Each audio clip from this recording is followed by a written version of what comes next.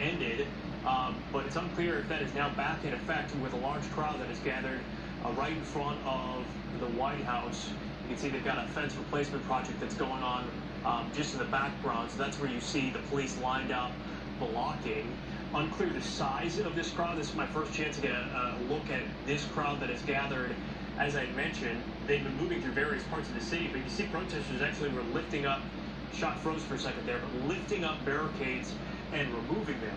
That's what we saw earlier in the evening that actually prompted a lockdown in the first place. It looks like something is getting sprayed in that crowd, whether that's from a water bottle, from a protester, whether that's from some sort of mace from police. It looks like it's a lot of water bottles, other liquids from protesters that are being hurled. And you see the White House just to the upper right side there with these protests that gathered on the front steps, and clearly police are doing what they can to make sure that they do not get any closer to that line.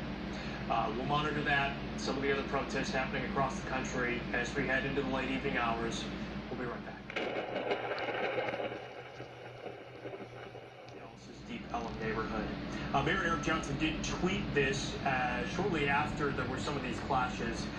He said, "I am monitoring the protests in downtown Dallas. I understand the outrage and I feel the pain deeply. What happened in Minneapolis is unacceptable, but please remain peaceful." This now is a live look at what is happening in Atlanta. All night long, this is where we've seen some of the most extreme protests, some of the most violent protests, some of the most extensive damage in that area. You can see, it looks like it might be a bus stop that some of the protesters are smashing out the glass of. We also see damage to police cruisers set on fire in CNN. CNN's headquarters damaged as well. This is what Atlanta's mayor had to say about her frustrations about these peaceful protests turning violent. Yesterday, when I heard there were rumors about violent protests in Atlanta, I did what a mother would do. I called my son and I said, "Where are you?"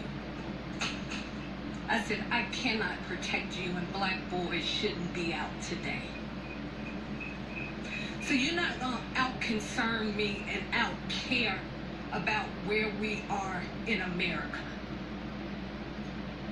I wear this each and every day, and I pray over my children each and every day.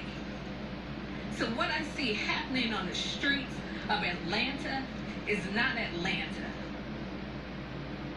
The Reverend Bernice King, daughter of the slain civil rights leader Dr. Martin Luther King Jr., also urged calm in Atlanta. We see now some of the pictures of just the extent of some of the protests in that area in the city of Atlanta. It's just one of the many cities across the country tonight where we have seen plenty of damage.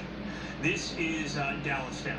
Live pictures of the crowd that is moving through. Briefly, we saw a crowd in Deep Ellum. Not sure of their exact location at this point in time.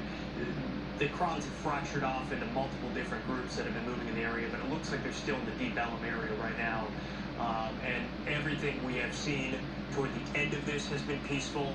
Just some brief clashes in the middle. Of course, we will stay on top of this, have all the coverage overnight on fox4news.com. Thanks for being with us.